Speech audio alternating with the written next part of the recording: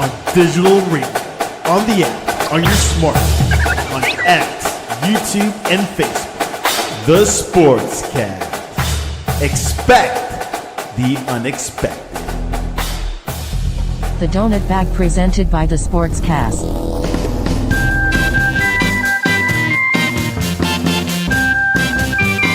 The Donut Bag, hosted by Joey Bag of Donuts. And here's your host, Joey Bag of Donuts.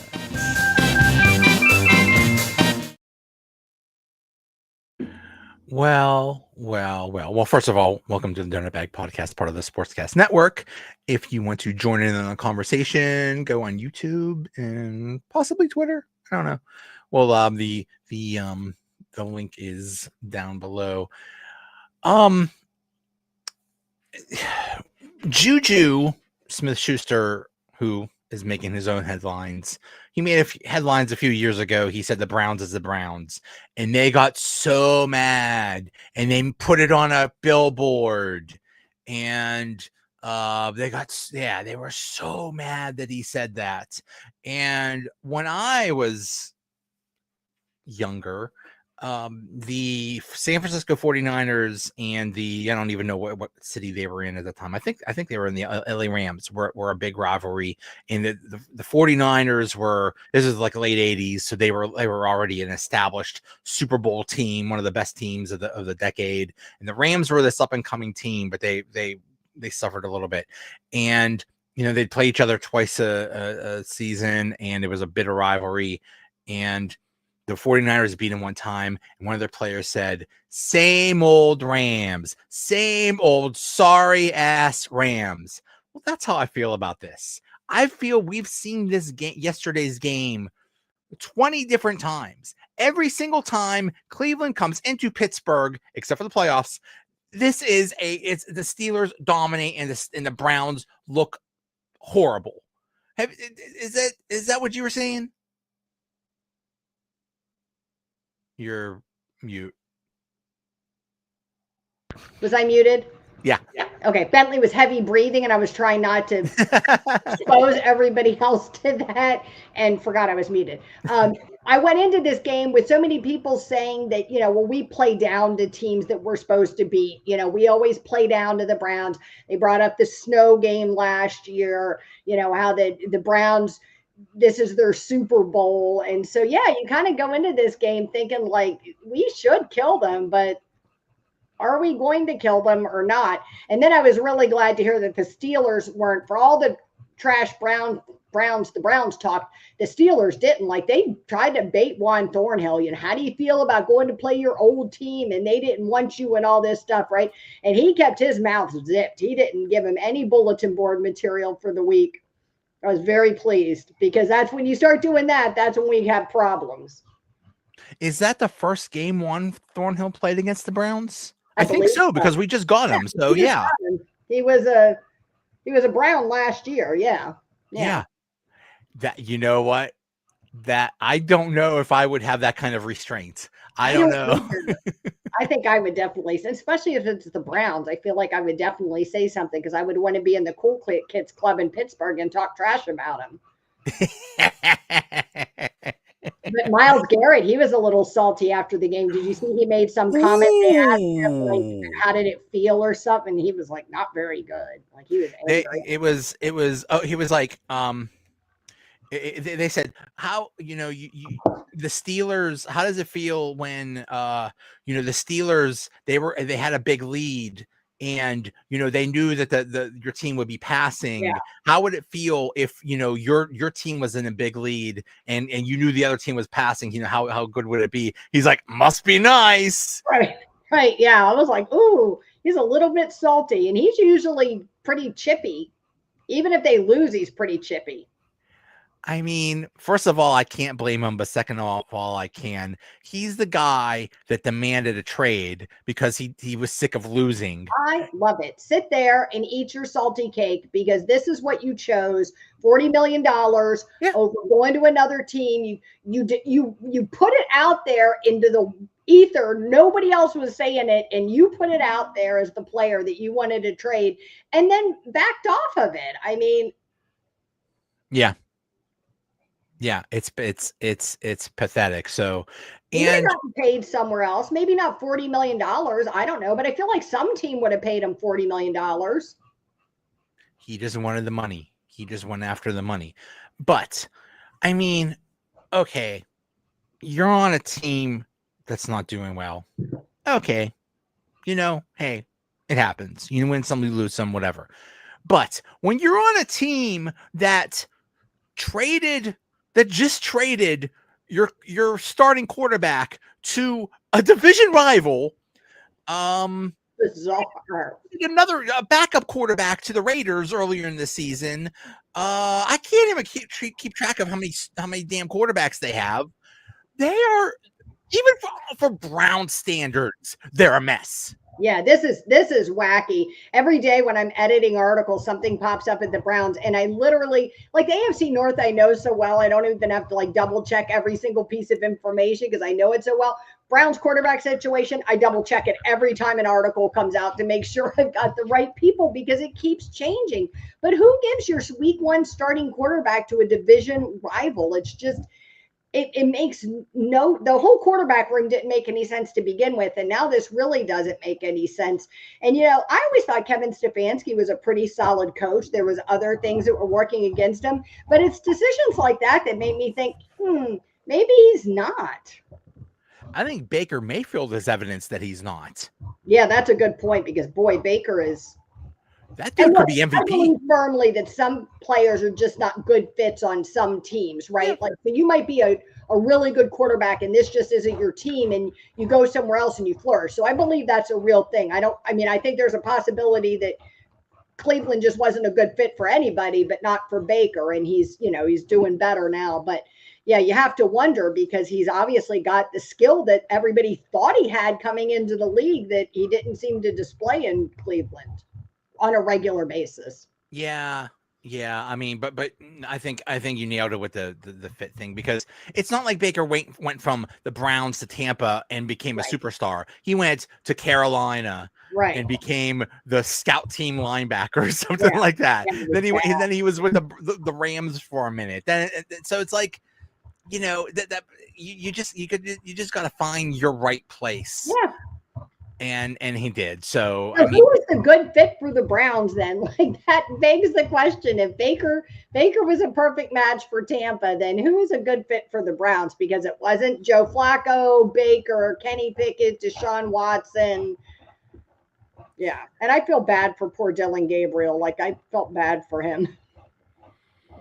Poor guy. Can you imagine being a rookie and having TJ Watt like barreling down on you or Cam Hayward flying across the line at your head?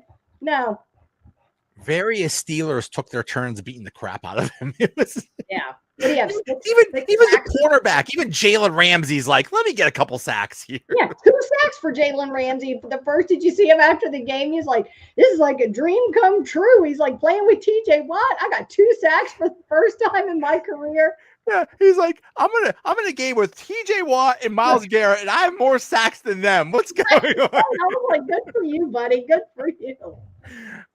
But about Myles Garrett, there have been games where he against the Steelers where he has been awesome. Oh yeah. But a lot of the times he is almost completely invisible, and he was invisible this time. And you got to credit the Steelers. I don't care if they have 7, 8, 9, 15, 17 people on that offensive line. Hey, whatever. It worked. Yeah, and did you see that PFF gave Garrett a 77.5 overall grade with an 80.2 pass rush grade? I'm like, what? And gave Broderick Jones a horrible grade. Yeah, and he had a good game. Like the offensive line looked really good. The offensive line just keeps looking better and better. Thank goodness, because I was a little concerned for a minute there that were we going to be talking about like multiple busts, multiple years in a row. Mm-hmm. It sure looked that way. It didn't look good, at least especially for Broderick. Like you could say like Fautanu needed more time. Frazier needs some more time. Like they weren't as bad as Broderick Jones was, but it was a little concerning. Yeah. and they're putting it together. And all those things that were said about the Steelers in the beginning, and they started off bad. The offensive line was horrible, the defense was horrible, and they just got a little bit better every week. They're getting a little bit better. It's like they're just making progress, and it's starting to come together.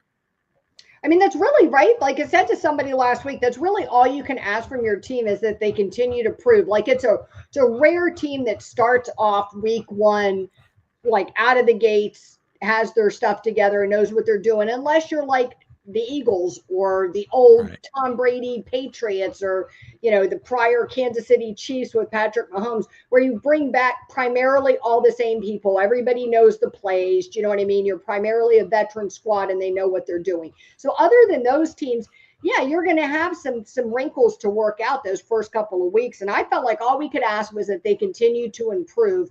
And I think we definitely saw that from them. They didn't get in their head like they did at the end of last season and shut down or start pointing fingers. Mm-hmm. Well, I think the people that were pointing fingers are gone. That's why. And I think that's why they're gone, because they were pointing fingers, because they were just had a bad attitude. So Yeah. Yeah, I mean, hey, it's all coming together. I think one thing that helped a lot was the defense was, at least for a little bit of the game, finally all healthy. Yeah. And now you see what they could do, and Yeah. it's pretty impressive. Yeah. You got to hope that they're able to be healthy into the late stretch of the season and into the playoffs. Knock on wood, we make it into the playoffs. That then we're really able to kind of pull something off for once, instead of feels like we limp into the playoffs every year and then get slaughtered. So I hope Right. this year that we can have enough players healthy. And I think fans sometimes don't realize that some of these years that we've gone in and lost in the playoffs, I mean, you're working on like some third string guys on defense or something. You got major players hurt that you really count on, and that is a big impact. Yeah, it just seems like, and other things, not only are you hurt going into the end of the season, but you're tired. Mhm. They've had a bad offense for like the last 5 years, and you have a bad offense and a good defense, but that good defense is out there so much because the offense is so bad, and it wears down the defense, and then by the end they're not as good. One thing I saw yesterday, now that you have basically 3 really good outside linebackers, they could do a little bit of load management and take some time off. And I mean, really, they might have 4 good outside linebackers if you count Sawyer. So And it gives them a chance too to put the kind of pressure on offenses where they can't like load everybody up on TJ Watt. mhm. You know what I mean? And ignore other players, because you're going to do that, and then Nick Herbig's going to get you for some. You know what I mean? So now there's so many of them that are good that the offenses can't afford to just let it focus only on TJ. I can't believe how good Nick Herbig is. That is a surprise that I did not see coming. I thought he was just a specialty guy. It's like, okay, he's good at pass rush. He's getting good at everything. And that's a really nice problem to have. It's like, okay, how are we going to play all these people? But he's a really hungry player. Like you saw it from him even when he was younger. And then you just had to look at like his size and stuff and wonder if he would be able to turn it into like on-field production. And he really has. I mean, he is something else. And Alex Highsmith looked like he was shot out of a cannon. This is his first game back from injury. Yeah. He was I wonder if he's saying, I better step it up, or I got this guy breathing down my neck. I better turn it on. Look, I love Alex Highsmith. Everybody knows how much I love Alex, but younger, cheaper, healthier. I mean, it starts to get, Alex has had injuries, like the same injury like the past 3 seasons, and it's going to start to come into that conversation. Even if he's good on the field, you can't play half the season or 2/3 of the season all the time. They need you. Yeah. The best ability is availability. He's making a lot of money. So Now, I would love to see them keep him and, like you said, find a way to work all these guys in and make it work. I think continuing something like this would be outstanding. But Herbig's going to want to get paid. I mean, he's showing off, he's auditioning, and he's going to want to get paid, and he's going to deserve to. Yeah, it'll be interesting to see what they do with that. When Derek Harmon missed the first couple games because he was injured, and the defense looked like crap, people say, "Oh, wait till Derek Harmon comes," and I laughed. It's like, how good is this guy? What is he? The combination of Joe Green and Reggie White or something like that? Turns out he might be. He has made a difference, I think, because he's shored up that defensive line, and that was the last weak link. Yeah, he's made a difference. He's been tremendous. I also think that Keanu Benton doesn't always get all the credit he deserves. Look, when we first got Keanu Benton, you heard Ike Taylor and those guys talking about like he's a dog and he's going to be all these things. And then we definitely weren't seeing that on the field necessarily. But this season, to me, somebody put a bug in his ear. He's learned the system better. He's surrounded by better people. I don't know, but he looks like a different guy. I think it's just better people, and it just makes everything better. Yeah.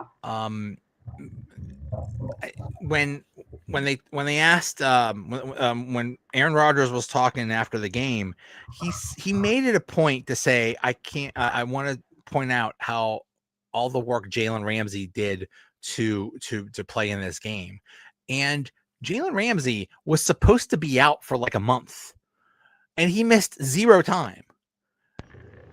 He is such a difference. He has made such a difference. He is just flying out there. Yeah. He's amazing. Yeah. And, that's something that Aaron Rodgers can definitely understand and respect because, he rehabbed that Achilles faster and better than people are supposed to be able to. I forget what the amount of time was, but, it was some ridiculous amount of time that he shortened his recovery time by doing all of this extra stuff and putting in all the hard work. And so he can certainly appreciate somebody who's able to come back like that. So I was concerned that maybe we were kind of forcing it a little too soon, but that didn't seem to be the case at all. Right. Yeah. You're afraid that he might come back too soon or something. Yeah. I mean, well, you can't blame the guys. Do you know what I mean? I'd want to play too, but he looked like if you didn't know he'd been injured, you'd never know he was injured. Yeah, exactly.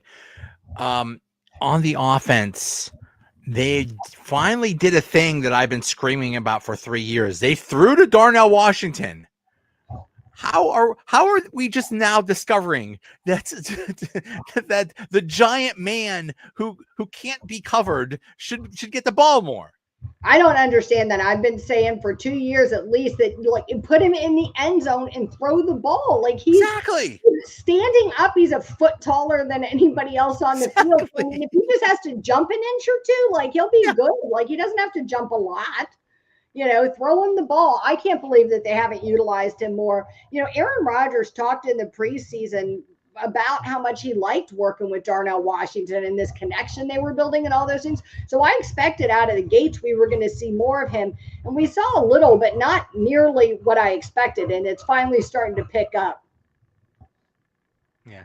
Dave says the O-line is decent after making Miles ordinary. Yeah. I just remember, this is the Browns. I think they drafted second this year, and they traded that pick to 5 to get, I forget, that defensive lineman. Yeah. So they got something to make the defensive line even better. And another thing, I think this was the number 1 defense against the run or something like that. And they were running very well against this number 1 defense. So that's impressive. And, we were struggling with the run blocking. And so, I thought this, because I kept saying that before this Browns game, it was the one thing I was worried about was how good their defense is. Like you can say whatever they want about the offense being a bunch of schlubs. Their defense is solid. And we beat the Browns with defense 2 years ago. Do you know what I mean? So they are certainly capable of beating us with defense if we look sloppy like we did in some of these other games. Yeah. Mason Graham, that's who it was. Mason Graham, yeah, that's his Michigan. name. Yep. Yeah. I mean, the Browns are just, The Browns are the Browns. The Browns is the Browns. DK Metcalf it's just a joy to watch him play. As soon as he gets the ball, it's like he could just break a wide. He could just score a touchdown from anywhere. It's just awesome to see him. Do you feel like we have like a real wide receiver? Like and I wasn't even like anti Deontay or anti George Pickens or any of those things. I think George Pickens has a lot of talent, but this felt like watching him play, especially the past 2 weeks, has felt like we really have like a real wide receiver one for the first time in a long time. Basically, this is for the first time since Antonio Brown. Yeah. It definitely feels that way, because even when last year George Pickens was quote unquote wide receiver one, but he was just so unreliable because of his head. So yeah, it's nice, but what the heck are they going to do with wide receiver two? If they really think Calvin Austin is a dude, so be it. Yeah. But the Browns, who are supposed to have this defensive coordinator that's a genius, couldn't figure out that there's only one good wide receiver on the field. Maybe let's double team the guy. No, yeah. I think some other team is going to figure out, hey, let's double team the only good wide receiver they have. And then what are the Steelers going to do? I don't know. I'm hoping, Calvin Austin can step up, and be that guy when he's playing.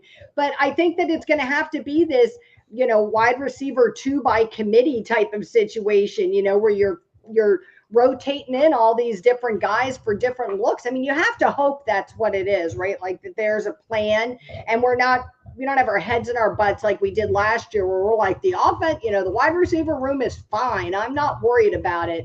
And they were clearly not fine. That's the thing.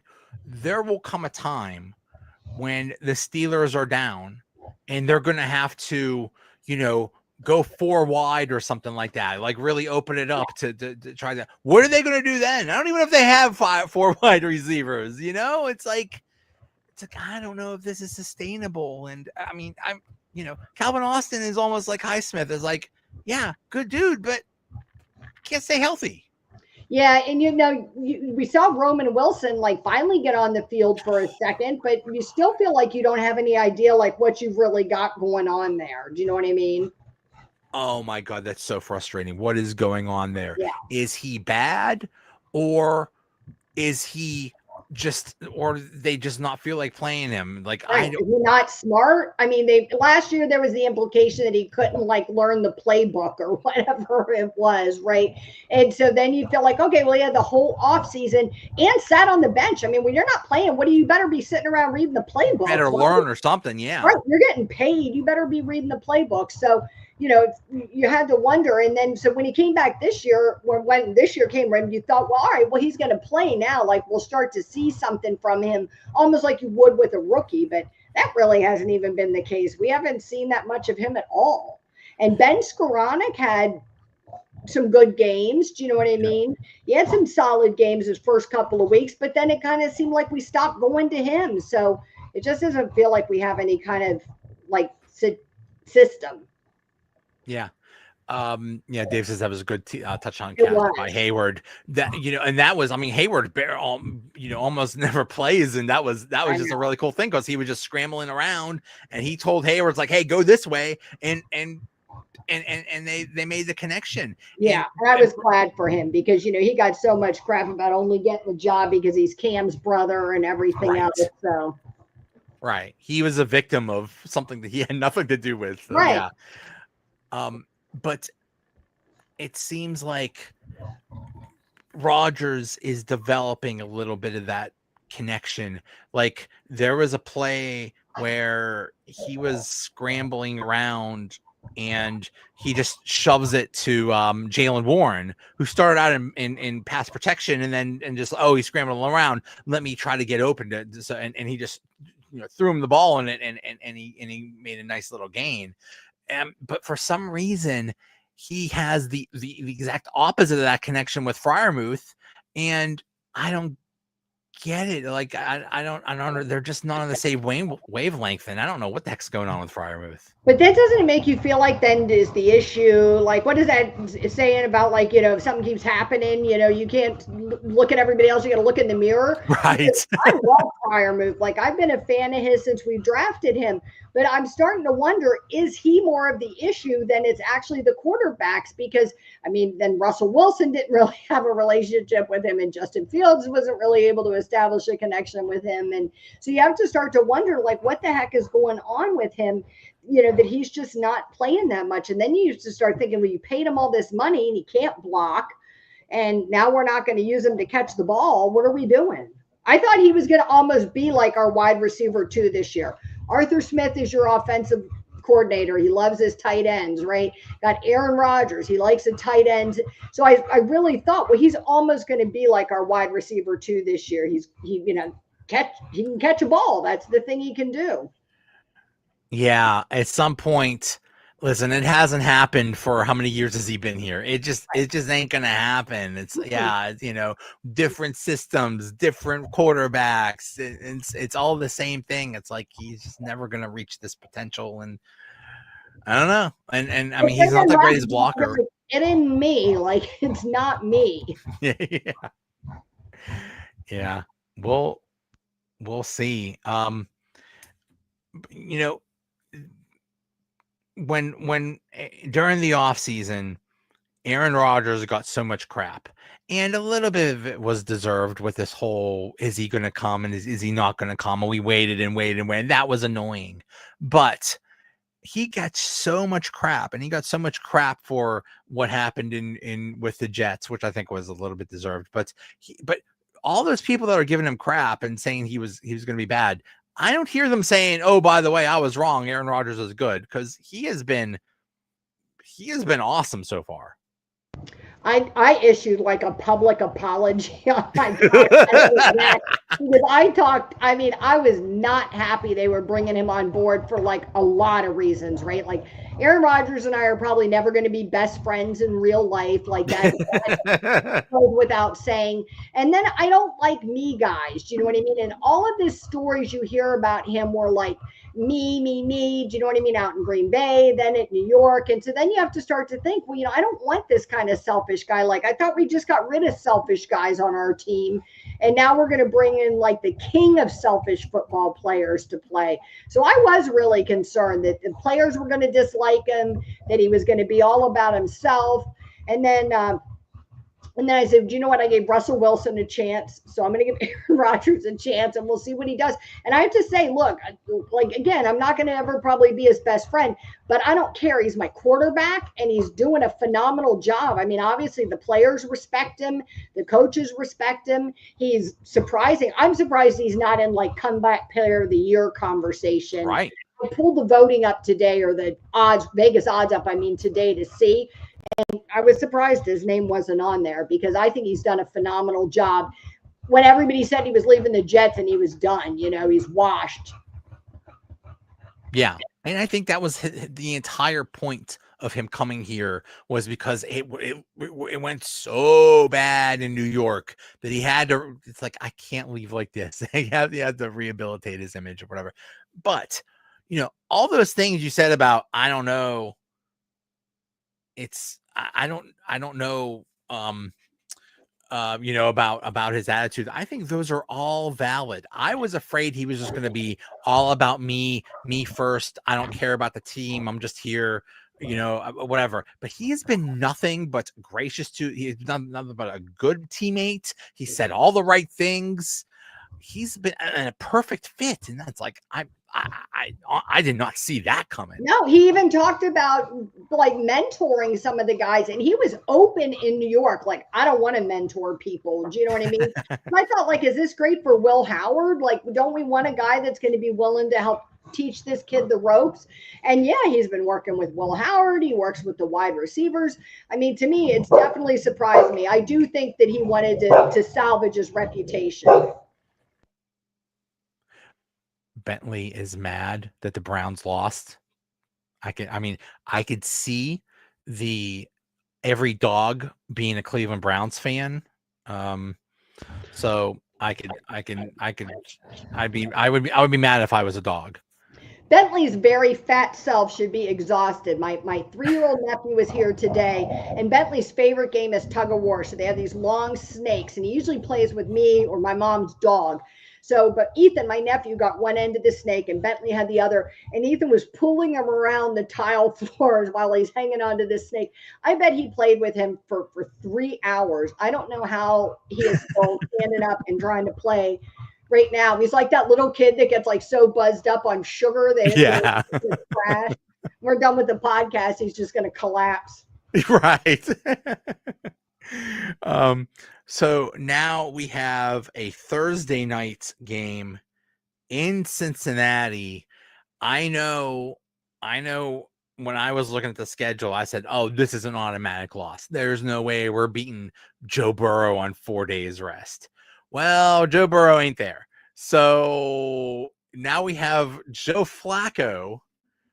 I think Tomlin is pretty upset that the Browns traded Joe Flacco to the Bengals right before they were going to play them. And I don't blame him. I thought that was like the greatest, one of like Tomlin's top 10 greatest things he's ever said today when he said, oh, about Andrew Berry. Oh, he must be smarter than I am because I don't understand the logic. Like, he's like the master of the like little dig. You know what I mean? You're not going to say anything really nasty. You're going to keep it professional, but it's a definite dig. He was, yeah. I mean, you never hear him talk trash about anyone.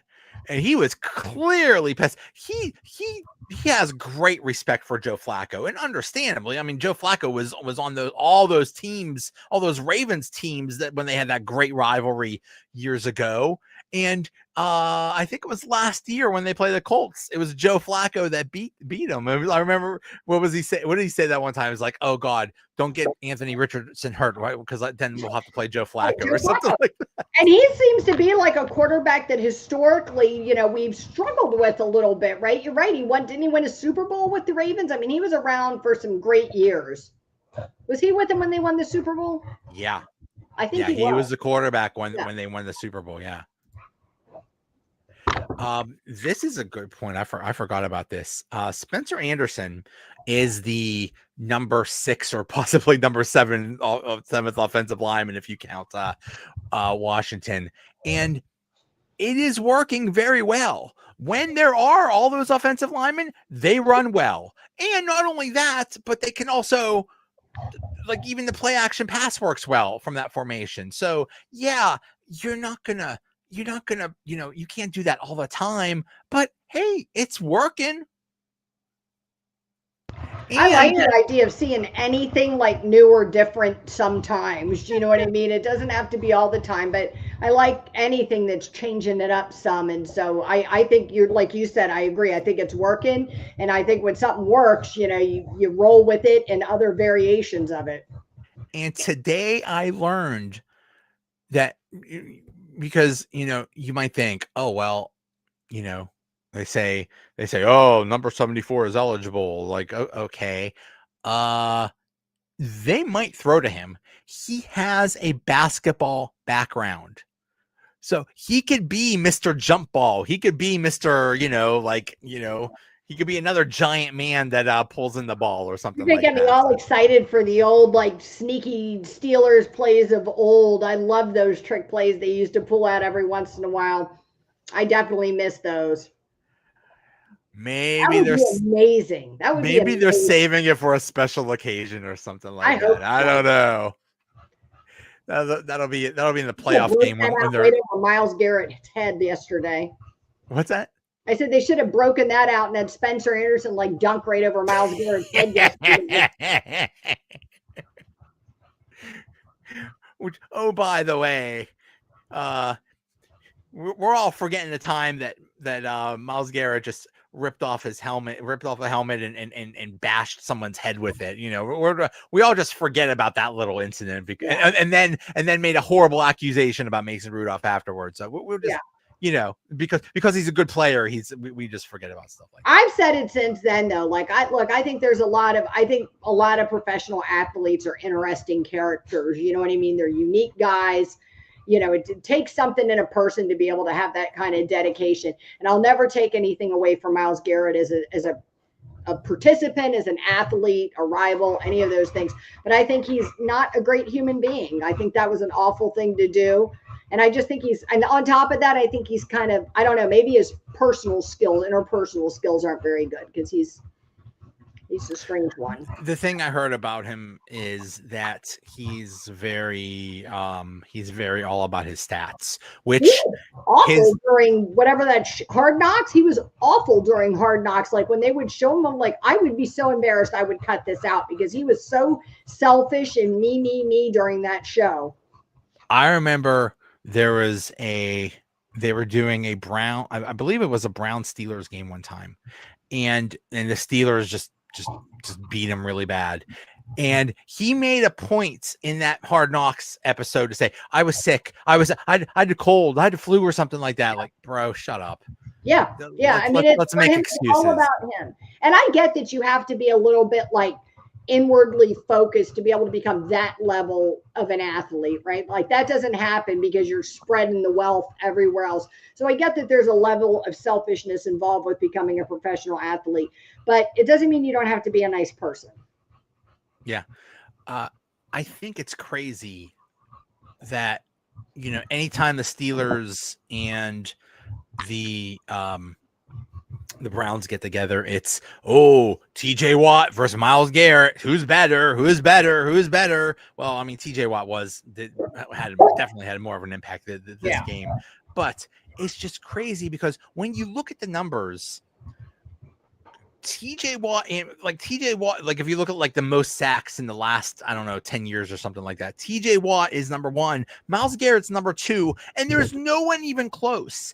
These two guys are basically 2 future Hall of Famers. So comparing them to is it's kind of pointless. Just they're both awesome, and we're seeing them in their prime.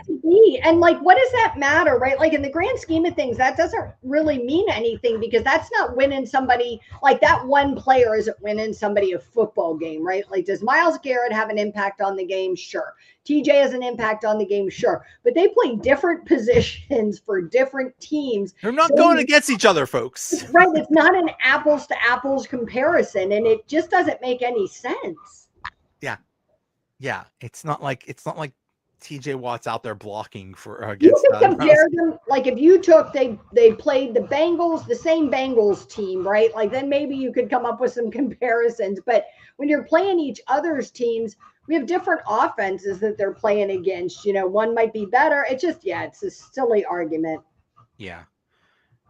But if they could beat Cincinnati, and the thing that scares me about I mean, on paper they should, but what scares me is how many in a row has Cincinnati lost now? Haven't they lost like 3 or 4 in a row or something like that? When a team loses that many in a row, that scares me. Yeah, that's a good point. That usually makes me nervous too.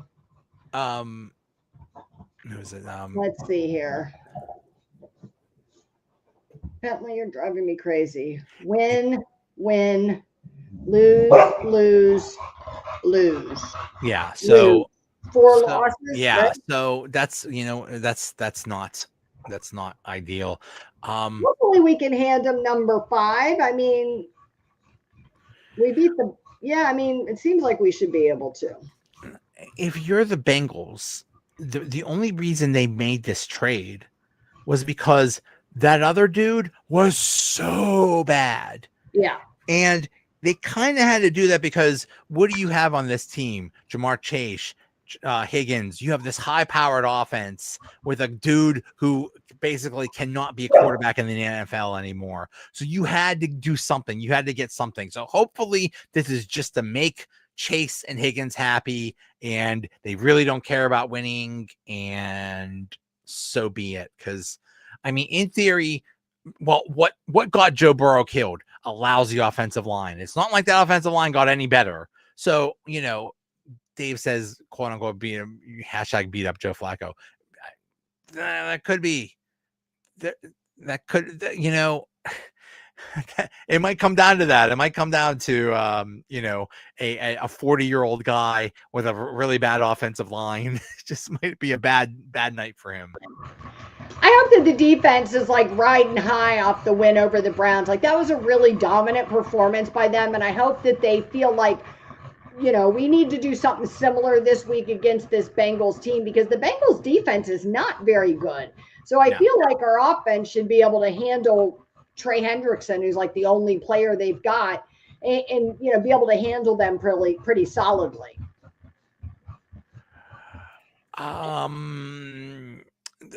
Playing zone D, we might see less of the 13 personnel. We might see more movement. Yeah. I think the excuse Tomlin said for why are you playing, all these tight ends and all this formation was it's like, well, we're playing 4-3 teams and that's what you need. So it's like, yeah, maybe it is a matchup based thing. Maybe, but the thing is, every time they've played, at least in Cincinnati the past few years, they have just carved up that defense. And heck, they made Kenny Pickett look good for God's sake.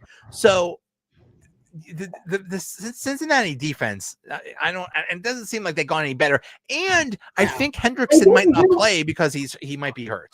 They lost last year because of that defense, and then didn't bother to do anything to improve the defense in the offseason. I was like, you have to be kidding me. You had like hands down the best offense in the NFL last year. It was ridiculous. And then you don't go, man, we'd have won a Super Bowl if only we had a defense. Yeah. And they're like, well, do we get a defense or do we pay our backup our second wide receiver? Like, oh, we'll pay. I mean, what are they paying Joe Burrow? Like, 40-50 million a year. Those three players. I mean, and I know wide receivers are making a lot of money. I get it, quarterbacks, but you can't have everybody making that much money. Right. Because then they pull together some old, practice squad has-beens that are like 37 and, put them on their defense and think that Joe Burrow is going to be able to just go into a shootout situation with every team. And it's just not the case. Yeah. It's going to be very interesting. And then, they just had a bye. They just came off the bye. And then with this Thursday night game, it's kind of like a mini bye. You get 10 days off. So, I mean, you just win this game. And they win this game. My goodness. I know it's early, but gosh, they look like they're such in the driver's seat to win the division. Who saw that the entire rest of the AFC North would fall apart? Definitely did not. I don't think anybody saw that coming. I mean, they have really, the Ravens, it's shocking. It's just absolutely shocking. I mean, I expected, you can't predict Joe Burrow is going to get hurt, right? And that's a season-ending kind of situation for your team. So you couldn't have foreseen that coming, but you knew that their defense wasn't going to get any better. So I figured, all right, they'll just look the same as they did last year. And, we figured the Browns weren't going to be great. We knew they were in a little bit of trouble, but I expected a lot from the Ravens this year, possibly even going all the way to the Super Bowl. And man, what a crushing blow to that team. As a rival fan, I'm here for it, but on the level of it being your team, we've had those seasons and that's terrible. Yeah. You hate to see it, but you also love to see it. But I mean, it's still early. They could, the Ravens have a bye, and then they'll get Lamar Jackson back. Yeah. And Lamar Jackson might just say, "Hey, I'm gonna just I don't care if we win every game 45-44. I'm gonna just put this team on my back." And he has the capability of doing that. And I think that's a real possibility. I mean, they don't have to do much to make the playoffs. At this point, if they can win out the majority of their end of their season, and even if they squeak in as a wild card, I don't think they'll win the division, but even if they squeak in as a wild card, I mean, crazier things have happened. They had a chance. They have a shot to make a real. If they have the flip side happen, so they're all beat up in the beginning of the season, but they're all healthy at the end in the postseason, they could be really dangerous. Yeah, it's still early, but stack those wins when you can, and that's why we can't afford to drop this Thursday night game. We just cannot. We have to be able to continue to advance, especially in the division, and just like you said, stack the wins where we can, because we're going to have games we aren't successful in. not every game is going to be easy. So when you get an easy game, take advantage of it. What is that? Who are they playing after the Packers? The Packers are on Sunday night. That's going to be tough. And then the Colts, who are suddenly awesome, are after that. Yeah. And then the Chargers, who are good. Ooh, so they got it's a tough games there in a row. Yeah, that's what I'm saying. So you got to win these games. You know what I mean? It's what we were trying to do last year. That end of season schedule wasn't reasonable. Right. That was ridiculous. Yeah. All right. We will see. Hey, thanks for coming on. Yeah, thanks for having me. All right. We are on to Cincinnati. Hey, I'll see you. Word.